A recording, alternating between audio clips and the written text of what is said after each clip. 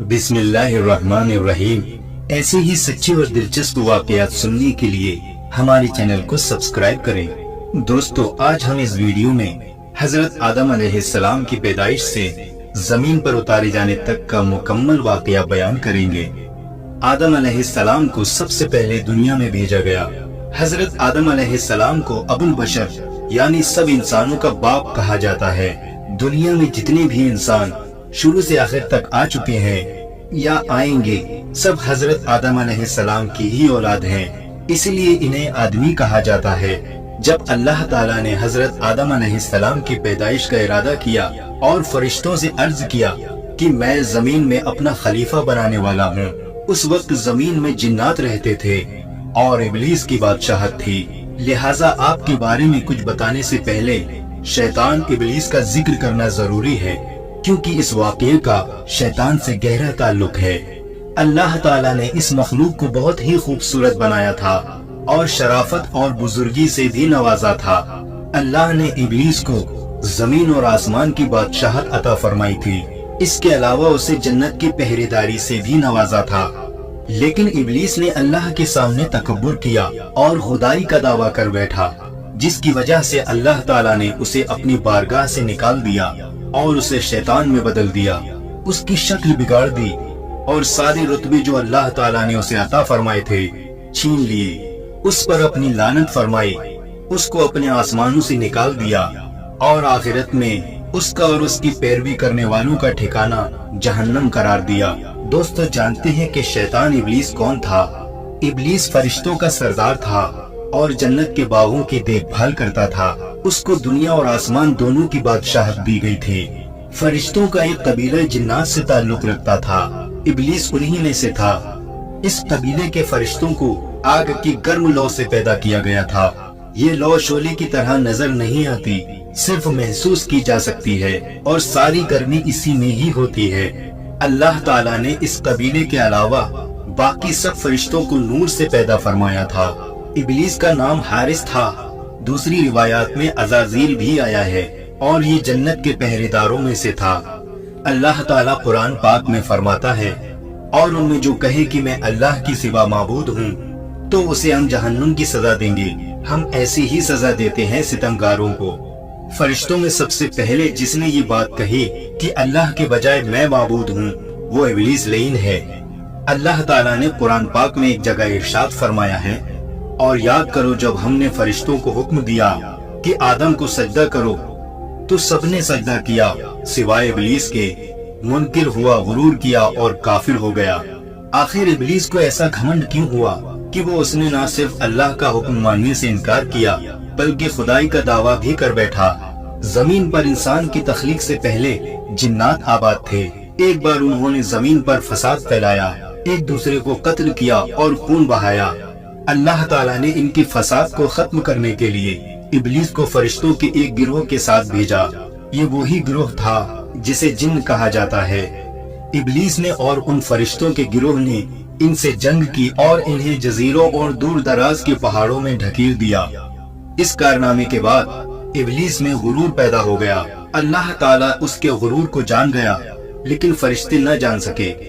ابلیس آسمانی دنیا، زمین اور اس کے درمیان سب علاقے کا بادشاہ تھا اور ساتھ ہی ساتھ جنت کی حفاظت کا بھی ذمہ دار تھا۔ ابلیس اللہ تعالیٰ کی بہت عبادت کیا کرتا تھا اور اس میں بہت زیادہ تکلیفیں اٹھاتا تھا۔ اس وجہ سے وہ خود پسندی کا شکار ہو گیا اور اپنے آپ کو بہت بڑا اور اونچے مرتبے والا سمجھنے لگا، اور آخرکار اس نے اللہ تعالیٰ کے سامنے بھی اپنے گھمنڈ کو ظاہر کر دیا۔ جب اللہ تعالیٰ نے آدم علیہ السلام کو پیدا فرمایا تو فرشتوں کو حکم دیا کہ آدم کو سجدہ کریں۔ سب نے حکم کی تعمیل کی، لیکن ابلیس نے انکار کر دیا اور اللہ تعالیٰ کی نافرمانی کی۔ اللہ تعالیٰ تمام بھید جانتا ہے۔ ابلیس سے سوال کیا، تجھے کس چیز نے آدم کو سجدہ کرنے سے روکا؟ اس نے جواب دیا، تو نے مجھے آگ اور آدم کو مٹی سے پیدا کیا ہے۔ شیطان کا جواب تکبر اور جہالت والا تھا۔ اللہ تعالیٰ اس پر غضبناک ہوا اور ابلیس کو اپنی رحمت سے نکال دیا اور لعنت کی توق اس کی گردن میں ڈال دی۔ شیطان نے توبہ اور استغفار کرنے کی بجائے اللہ تعالیٰ سے کھلی بغاوت کر دی اور قیامت تک کے لیے आदम अलैहिस्सलाम की नस्लों को बहकाने के लिए मोहलत मांग ली। अल्लाह ताला के इल्म और हिकमत का भी यही तकाजा था कि औलाद आदम की आजमाइश की जाए, लिहाजा शैतान की दरख्वास्त मंजूर की गई, उसे लंबी उम्र अता की और साथ में वो सामान भी जो नस्ल आदम को गुमराह करने के लिए चाहिए थे। अब जानते हैं कि आदम अलैहिस्सलाम की पैदाइश कैसी हुई। अल्लाह हर काम पर कादिर है, वो चाहे तो पलक झपकते ही तमाम जहानों को पैदा कर सकता है, लेकिन इस दुनिया और इंसानों की तख्लीक उसने कई मरहलों में की। जब अल्लाह ताला ने हजरत आदम अलैहिस्सलाम को पैदा करना चाहा तो फरिश्तों से फरमाया, बेशक मैं बनाने वाला हूँ जमीन में अपना नायब। उन्होंने कहा, तू उसे नायब बनाएगा जो वहाँ फसाद करे और खून बहाए, और हम तेरी हम्द के साथ तेरी तस्बीह बयान करते हैं और तेरी पाकी बयान करते हैं। फरमाया, बेशक मैं जानता हूँ जो तुम नहीं जानते। दोस्तों, फरिश्तों ने ऐसा इसलिए कहा कि सबसे पहले जमीन पर रहने वाले जिन्नों ने फसाद बर्पा किया था, खून बहाया था और अल्लाह की नाफरमानी की थी, लिहाजा अब जो खलीफा बनेगा वो भी ऐसा ही करेगा। अल्लाह ताला ने फरमाया कि बेशक तुम नहीं जानते जो मैं जानता हूँ। दोस्तों, ये बात याद रखनी चाहिए कि फरिश्तों का ये कहना एतराज के तौर पर नहीं था और ना ही आदम अलैहिस्सलाम और उनकी औलाद से हसद के तौर पर था, क्योंकि कुरान मजीद के मुताबिक फरिश्ते वो बात नहीं कहते जिसको कहने या पूछने की उन्हें इजाजत नहीं हो। लिहाजा जब अल्लाह ताला ने आदम अलैहिस्सलाम को बनाना चाहा तो फरमाया कि सारी जमीन से मिट्टी लाई जाए और आदम अलैहिस्सलाम के लिए लेसदार चिपकने वाली मिट्टी आसमान की तरफ बुलंद की गई। पहले ये मिट्टी गारे की शक्ल में थी, फिर इसमें खमीर उठ गया, लिहाजा इस लेसदार और चिपकने वाली मिट्टी से अल्लाह ताला ने आदम अलैहिस्सलाम का पुतला अपने मुबारक हाथों से बनाया। अल्लाह ताला ने आदम अलैहिस्सलाम को एक मुट्ठी मिट्टी से पैदा किया, फरमाया जिसको तमाम जमीन से लिया गया। इस तरह कई जगह की मिट्टी इस्तेमाल होने की वजह से इंसान अलग अलग रंग जैसे गोरे काले या सावले, अलग अलग आदतों जैसे खुश मिजाज बद मिजाज और अलग खसलतों जैसे नेक और बद के होते हैं। हजरत इब्ने अब्बास रज़ी अल्लाह ताला अन्हु से रिवायत है कि इंसान को 3 तरह की मिट्टी से पैदा किया गया। नंबर 1 सलसाल, नंबर 2 हमा, नंबर 3 लाजिब। लाजिब से मुराद बेहतरीन और उम्दा मिट्टी से है, हमा से मुराद कीचड़ और सलसाल से मुराद ऐसी मिट्टी जिसे कूट कर बारीक किया गया हो, यानी ऐसी खुश्क मिट्टी जो खनखनाती हो। अल्लाह ताला ने फरिश्तों को जमीन से मिट्टी लाने का हुक्म दिया। वो मिट्टी आसमान की तरफ ले जाई गई और लेसदार मिट्टी 3 लाजिब से आदम अलैहिस्सलाम को बनाया, जो इससे पहले बदबूदार मिट्टी हमा की शक्ल में थी और इससे पहले वो खुश्क मिट्टी तुराब थी। जैसा कि कुरान मजीद में अल्लाह ताला ने फरमाया, हमने इंसान को सड़ी हुई मिट्टी के सूखे गारे से बनाया। अल्लाह ताला ने आदम अलैहिस्सलाम को अपने दस्ते कुदरत से बनाया। पहले मिट्टी को गारे में तब्दील किया, फिर इसको मिलाकर गूंधा गया, फिर आदम अलैहिस्सलाम का पुतला बनाया गया और इस पुतले को 40 दिन तक इसी तरह रहने दिया। फरिश्ते इसे देखने के लिए आते थे। इब्लीस भी अपने पैर से इस पुतले को ठोकर मारता और कहता, अगर मैं तुझ पर गालिब आ गया तो तुझे हलाक कर दूंगा, और अगर तू मेरा हाकिम बन गया तो मैं तेरी नाफरमानी करूंगा। अल्लाह ताला ने आदम अलैहिस्सलाम का पुतला बनाया और उसको 40 दिन तक इसी तरह रहने दिया। जब वो मिट्टी बिना पकाए मजबूत हो गई और सूख कर ठीकरे की तरह आवाज करने लगी, और जब ये पुतला पक्का हो गया तो अल्लाह ताला ने इसमें रूह फूंकने का इरादा फरमाया। पुतली को फरिश्तों के सामने पेश करके फरमाया कि जब मैं इसमें रूह फूंक दूं तो तुम इसके सामने सजदे में गिर जाना। रिवायतों में आता है कि हजरत आदम अलैहिस्सलाम की लंबाई 60 हाथ यानी 60 मीटर थी और चौड़ाई 7 हाथ यानी 7 मीटर थी, और जन्नत में जाने वाले हर शख्स की लंबाई और चौड़ाई भी यही होगी। फिर जब अल्लाह ताला ने आदम अलैहिस्सलाम की जिस्म में रूह फूंकी तो वो सिर की तरफ से जिस्म में दाखिल हुई, जिसकी वजह से आदम अलैहिस्सलाम को छींक आ गई। तो फरिश्तों ने आदम अलैहिस्सलाम से कहा, अल्हम्दुलिल्लाह कहो। आदम अलैहिस्सलाम ने कह दिया। आदम अलैहिस्सलाम के अल्हम्दुलिल्लाह कहने पर अल्लाह ने कहा, रहमका रब्बिका, यानी तुम्हारा रब तुम पर रहम करे। जब रूह आंखों में दाखिल हुई تو आदम अलैहिस्सलाम ने जन्नत के फल और मेवों को देखा। रूह जब पेट में पहुंची तो खाने की ख्वाहिश पैदा हुई। तो आदम अलैहिस्सलाम पैरों और टांगों में रूह पहुंचने से पहले ही उन फलों और मेवों की तरफ कूद पड़े। कुरान पाक में इसी जल्दबाजी की तरफ इशारा करते हुए अल्लाह ताला ने फरमाया, बेशक इंसान जल्दबाज है। इब्न अब्बास रजी अल्लाह ताला अन्हु से रिवायत है कि अल्लाह ताला ने सबसे पहले आदम अलैहिस्सलाम के जिस्म में रूह फूकी तो वो सिर की तरफ से जिस्म में दाखिल हुई और जिस्म के जिस हिस्से में पहुंचती वो गोश्त और खून में तब्दील हो जाता। जब रूह नाफ की जगह पहुंची तो आदम अलैहिस्सलाम ने अपने जिस्म को देखा तो जिस्म बहुत खूबसूरत मालूम हुआ। आदम अलैहिस्सलाम ने उठना चाहा तो उठ ना सके। फिर जब तमाम जिस्म में रूह फैल गई तो आदम अलैहिस्सलाम को छींक आई और उन्होंने अल्हम्दुलिल्लाह यानी तमाम तारीफें अल्लाह के लिए है कहा। ये अल्लाह की तरफ से इल्हाम की वजह से था। अल्लाह ने फरमाया, ऐ आदम, अल्लाह तुझ पर रहम करे। फिर अल्लाह ने आदम अलैहिस्सलाम को इल्म अता किया और तमाम चीजों के नाम सिखाए। तमाम छोटी और बड़ी चीजों के नाम जाती और सिफाती दोनों तरह के नाम सिखाए और तमाम कामों के नाम जैसे इब्ने अब्बास का कौल है गूंज का नाम भी सिखाया। अल्लाह ताला ने एक खास इल्म के जरिए आदम अलैहिस्सलाम को फरिश्तों पर फजीलत दी। ये वाकया फरिश्तों के सजदा करने के बाद का है। अल्लाह ताला ने फिर इन चीजों को फरिश्तों के सामने पेश किया और फरमाया, अगर तुम अपने कौल में सच्चे हो तो इन चीजों के नाम बताओ। फरिश्तों ने ये सुनते ही अल्लाह ताला की बढ़ाई, पाकीज़गी और अपने इल्म की कमी का बयान किया और कहा कि हमें तो ए खुदावंद इतना ही इल्म है जितना तूने हमें दिया। तमाम चीजों को जानने वाला तो परवरदिगार तू ही है। फिर अल्लाह ताला आदम अलैहिस्सलाम की तरफ मुतवज्जा हुआ और फरमाया, इन चीजों के नाम बता दो। आपने तमाम चीजों के नाम सही सही बता दिए। इस तरह आदम अलैहिस्सलाम की बरतरी फरिश्तों पर जाहिर हो गई। तो अल्लाह ताला ने फरमाया, देखो मैंने तुमसे पहले ही कहा था कि हर खुले और छिपे का जानने वाला मैं ही हूँ। मतलब ये कि इब्लीस के दिल में छुपे तकब्बुर और गुरूर को मैं ही जानता हूँ। और फरिश्तों ने जान लिया कि आदम अलैहिस्सलाम को इल्म और फजल के जरिए हम पर फजीलत और बरतरी दी गई है।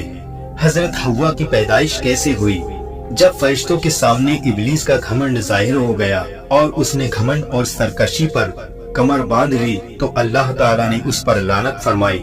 आसमान और जमीन की हुकूमत उससे छीन ली और जन्नत की पहरेदारी से भी हटा दिया और फरमाया, तू मरदूद है, जन्नत से निकल जा, अब कयामत तक के लिए तुझ पर लानत है। इसके बाद अल्लाह ने हजरत आदम अलैहिस्सलाम को जन्नत में रहने का हुक्म फरमाया और उन पर ऊँग डाल दी, यानी उन पर नींद तारी हो गई। फिर इनकी बाई पसली में से एक पसली लेकर हव्वा अलैहिस्सलाम को पैदा फरमाया। आदम अलैहिस्सलाम जब सोकर उठे तो अपने सिरहाने एक औरत को खड़ा देखा। उन्होंने पूछा, तुम कौन हो?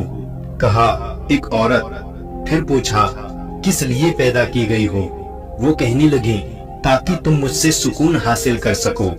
जब फरिश्तों को खबर हुई तो वो इस औरत को देखने आए और कहा, ए आदम, इसका नाम क्या है? आदम अलैहिस्सलाम ने जवाब दिया, हव्वा। उन्होंने फिर पूछा, ये नाम क्यों रखा? आदम अलैहिस्सलाम ने जवाब दिया, इसलिए कि ये हई यानी जिंदा इंसान से पैदा की गई है। इसके बाद अल्लाह ताला ने फरमाया, तुम और तुम्हारी बीवी जन्नत में रहो और जहाँ से चाहो खूब दिल खोल कर खाओ, लेकिन उस दरख्त के पास मत जाना कि हद से बढ़ने वालों में हो जाओगे। अल्लाह ताला ने हजरत आदम अलैहिस्सलाम और हव्वा अलैहिस्सलाम को जन्नत में ठिकाना अता फरमाया और उन्हें हर तरह की आजादी अता फरमाई सिवाय एक दरख्त के पास जाने के। उन्होंने अल्लाह के हुक्म के मुताबिक उस दरख्त के पास जाने से खुद को रोके रखा। फिर इनके दिल में शैतान ने वसवसा डाला और आखिरकार दोनों से वो खता हो गई जिससे अल्लाह ताला ने उन्हें मना फरमाया था। कुरान पाक में अल्लाह ताला ने इरशाद फरमाया, तो शैतान ने उन्हें इस दरख्त के जरिए फुसलाया और जहाँ वो रहते थे वहाँ से उन्हें अलग कर दिया और हमने फरमाया, तुम सब नीचे उतरो। अभी फल खाना ही शुरू किया था कि जन्नती लिबास उतर गया और वो दोनों पत्तों से अपना जिस्म ढांपते और शर्मिंदा होकर इधर उधर भागने लगे। अल्लाह ताला ने फरमाया, اے آدم کیا مجھ سے بھاگتے ہو؟ عرض کیا نہیں اے میرے رب، بلکہ تجھ سے شرم کی وجہ سے بھاگ رہا ہوں۔ اللہ تعالیٰ کا عتاب نازل ہوا کہ اے آدم کیا میں نے تم سے اس درخت کے پاس جانے سے منع نہیں کیا تھا؟ کیا میں نے تمہیں خبردار نہیں کیا تھا کہ شیطان تمہارا کھلا دشمن ہے؟ حضرت آدم علیہ السلام فوراً اپنی غلطی کا احساس کرتے ہوئے سجدے میں گر گئے اور ندامت سے عرض کرنے لگے، اے پروردگار، ہم نے اپنی جانوں پر ظلم کیا، اور اگر آپ نے اپنے فضل اور کرم سے ہمیں معاف نہ فرمایا اور ہم پر رحم نہ فرمایا تو ہم خسارہ یعنی نقصان اٹھانے والے ہو جائیں گے۔ اللہ تعالیٰ جو سب کے دلوں کے حال کو جانتا ہے، وہ حضرت آدم علیہ السلام کے دل کی کیفیت کو اچھی طرح سے جانتا تھا۔ اس نے آپ کو معاف فرما دیا، لیکن اللہ کو آئندہ کے لیے دنیا کو آباد کرنا تھا اور نسل انسانی کو بڑھانا تھا۔ اس لیے اللہ تعالیٰ نے حضرت آدم علیہ السلام اور حوا علیہ السلام کو حکم دیا کہ تم زمین پر اتر جاؤ اور وہیں پر رہو، اور یہ بات ہمیشہ یاد رکھو کہ شیطان تمہارا کھلا دشمن ہے۔ اس کے بعد اللہ تعالیٰ نے حضرت آدم علیہ السلام اور حوا علیہ السلام کو زمین پر اتار دیا۔ روایات میں آتا ہے کہ آدم علیہ السلام کو سب سے پہلے ہند کی زمین میں اتارا گیا۔ حضرت علی رضی اللہ تعالیٰ عنہ فرماتے ہیں، آب و ہوا کے اعتبار سے ہند ایک بہترین جگہ ہے، اس لیے آدم علیہ السلام کو وہیں اتارا گیا۔ حضرت ابن عباس رضی اللہ تعالیٰ عنہ کے مطابق حضرت حوا علیہ السلام کو جدہ عرب میں اتارا گیا۔ جس جگہ پر آدم علیہ السلام اور حوا علیہ السلام نے ایک دوسرے کو پہچانا اسے عرفات نام دیا گیا۔ روایات میں آتا ہے کہ آدم علیہ السلام کو پہلے ایک پہاڑ کی چوٹی کی طرف اتارا گیا، پھر اس کے دامن کی طرف اتارا، اور زمین پر موجود تمام مخلوق جیسے جن، جانور، پرندے وغیرہ کا مالک بنایا گیا۔ جب آپ پہاڑ کی چوٹی کی طرف سے نیچے اترے تو فرشتوں کی مناجات کی آوازیں جو آپ پہاڑ کی چوٹی سے سنتے تھے آنا بند ہو گئیں۔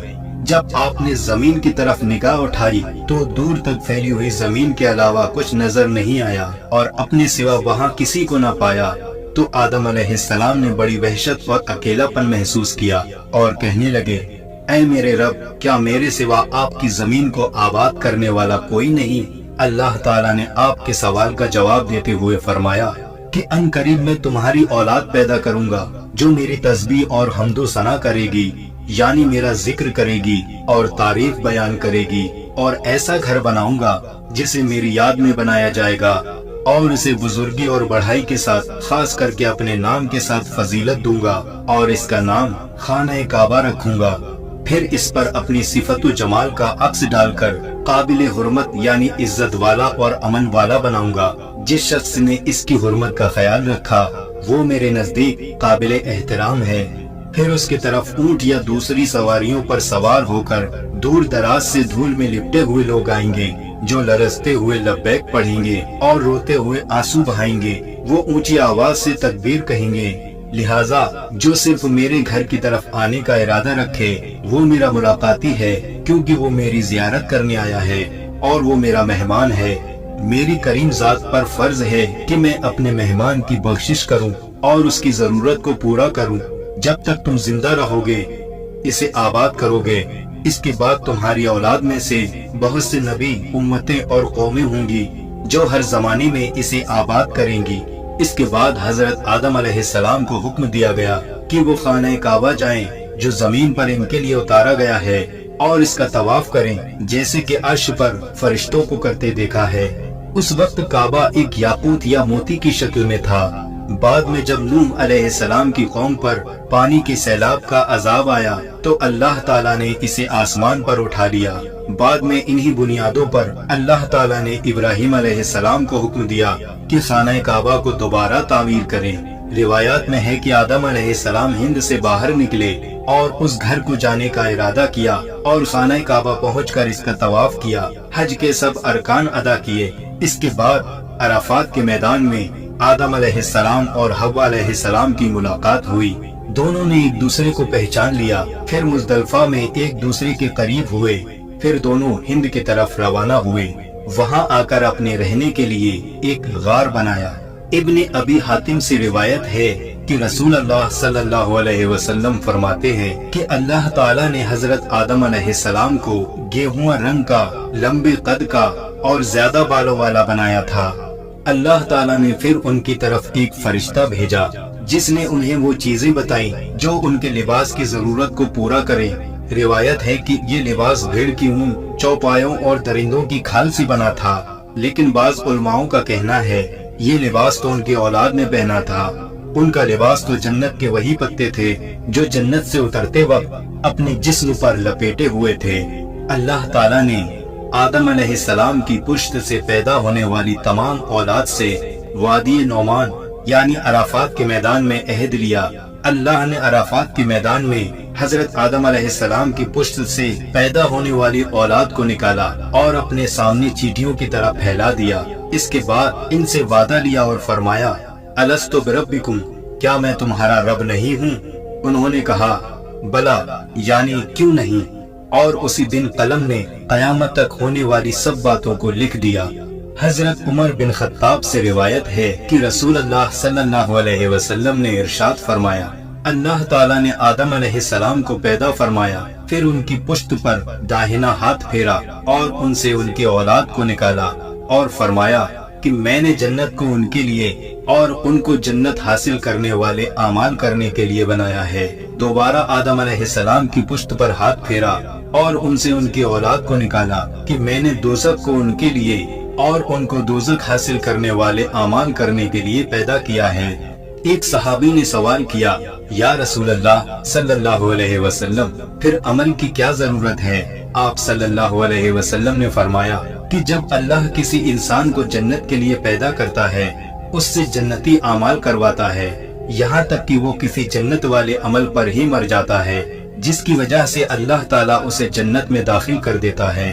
جب کسی کو دوزخ کے لیے پیدا کرتا ہے تو اس سے دوزخ حاصل کرنے والے کام کرواتا ہے، یہاں تک کہ وہ دوزخ والے عمل پر مر جاتا ہے جس کی وجہ سے اللہ تعالیٰ اسے دوزخ میں داخل کر دیتا ہے۔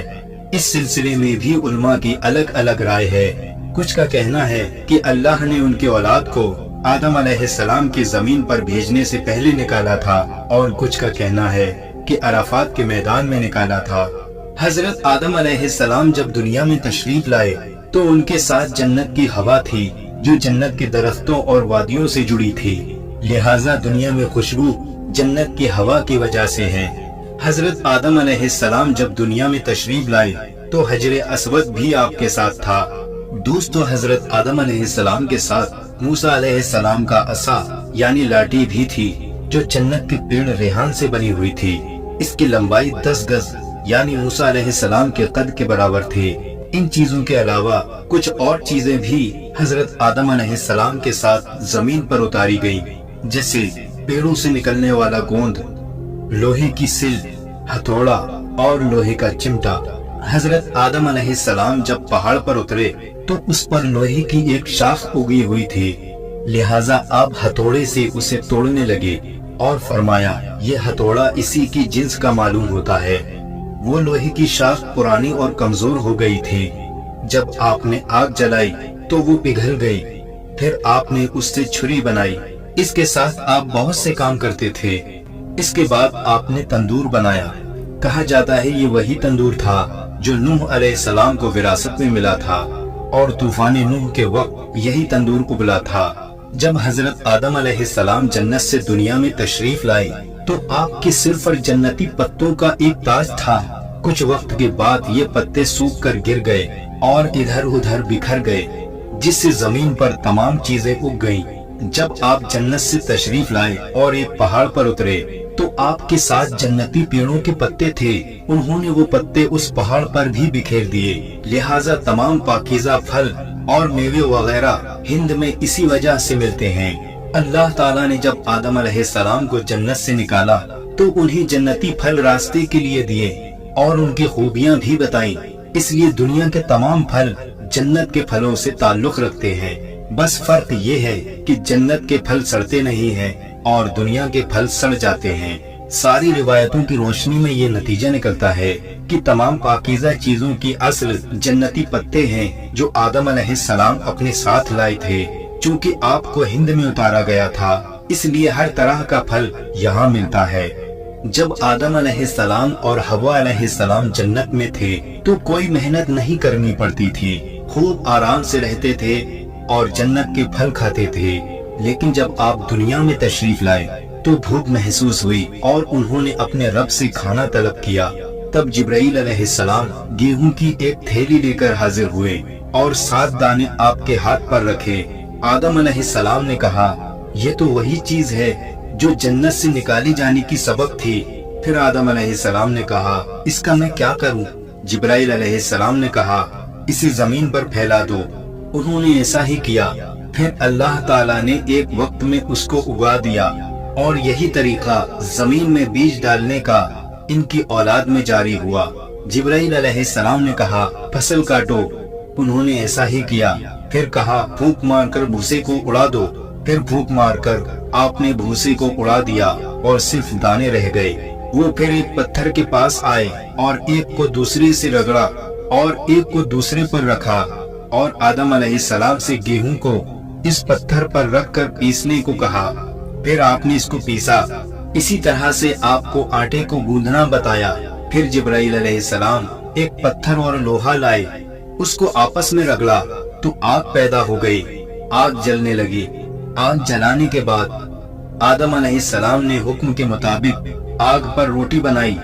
یہ سب سے پہلی روٹی تھی جو تیار ہوئی۔ اس طرح اللہ تعالیٰ نے آدم علیہ السلام کو باقاعدہ کھیتی کا طریقہ سکھایا اور لوہے سے استعمال کی چیزیں بنانے کا ہنر بھی سکھایا۔ ابن اسحاق رضی اللہ تعالیٰ عنہ کی روایت ہے کہ آدم علیہ السلام کی کل 40 اولادیں تھیں جو 20 حمل سے پیدا ہوئی۔